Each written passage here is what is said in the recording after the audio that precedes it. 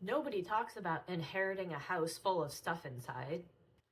What do you actually do with all of it? I've stood in the exact situation myself. Here's what we've learned and what actually works. Back in 2021, my brother Adam and I inherited both our mom and our dad's house in the same year, and both of their houses had decades of belongings. Even though my mom had recently moved into her new house to downsize, she didn't quite get rid of everything that she was downsized. And my dad had lived in his house for over 30 years. So he had decades and decades of stuff. And he was from the generation of he worked hard for it, so he was going to keep it. In the decades of belongings, there was also some emotional attachment.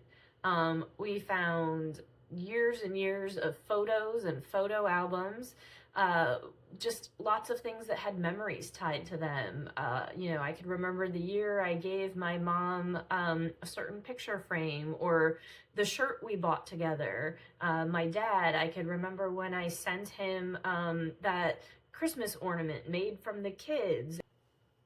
Then there are the items that you and your siblings might disagree on, or different ones have different sentimental value for different reasons.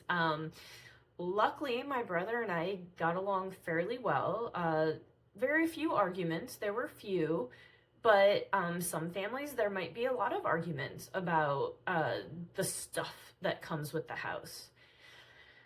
I know personally I had guilt about throwing things away. In my mom's house, it was so hard for me because before she moved to Castleberry, we both lived up in Myrtle Beach. So her belongings in her house, I had been around all my life, and I just had such guilt because I knew how much she loved some of these things. And my brother felt very similarly more with my dad's house. He visited there more often than I do. So sometimes you're going to experience extreme guilt about getting rid of the items. Now, some people, like my husband, when his sister and father passed away, he didn't experience any of that guilt. He was ready to just get rid of stuff. There are two obvious paths that you can take when it comes to removing the stuff from the house.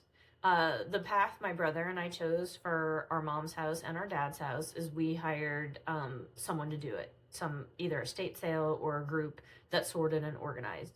We went through each property, took things that were important to us. We went through documents to make sure that we had all the important documents. We took the family heirlooms, sentimental items, and then we were able to bring someone in to sort through the rest and then sell it through some type of estate sale. If you don't want to do that, the other option is we call it the 4-pile method. Okay, you and your siblings, it doesn't have to be at the same time, maybe different times, but you separate important documents, the heirlooms, the sentimental items into one pile. Then you do what we call a family first pass. Let the siblings or relatives walk through before anything leaves the house, and they can add items to keep pile. Then you create a sell pile where maybe you like to sell items on Facebook Marketplace or eBay or wherever you sell various items. Maybe that's your jam. And a donate pile, items that you know that are good for donations. Then everything else, basically pile 4, is the dispose of pile. Maybe these are broken or damaged or unsafe items, or donation centers no longer accept these items. And this is all the things that go into the dispose pile. So keep it simple, all right? But look, my biggest piece of advice is don't rush if you don't have to. Even if that means renting out a small storage unit to put sentimental items in before donating because your family is unsure, it is okay to do that. Different people respond differently to this process. As I said earlier, my husband, not really a sentimental bone in his body. He had no problem getting rid of items right away. My brother and I, with our family members, it took a little bit more time, and we did rent a small storage unit to keep some items until we were ready to get rid of them. Here's some critical advice that most people miss. Do not throw away paperwork without reviewing it. Even if you make a pile of paperwork to take to review later, don't throw away paperwork without reviewing it.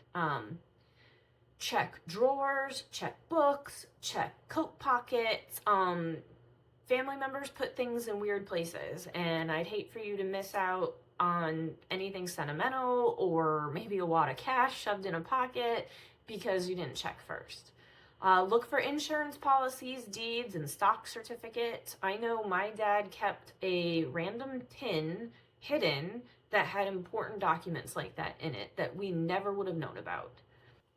If you're navigating an inherited property and don't know where to start, we're happy to walk through it with you and help build a simple plan. We've recently started Flock Property Transition Services, where we offer you an all-in-one service that once you are done going through the house, taking the items you want, we have a team that will come in and sort and sell and donate, and you'll get all the documentation. If the property needs light repairs, we have a handyman that will come in and take care of those repairs. Basically, everything that you need to get your house ready, so it's in a safe condition while you decide what to do with it. At Flock & Company Real Estate, we've built a network of respectful cleanout teams, estate sale professionals, and donation partners because we know this part is emotional. You don't have to figure it out alone.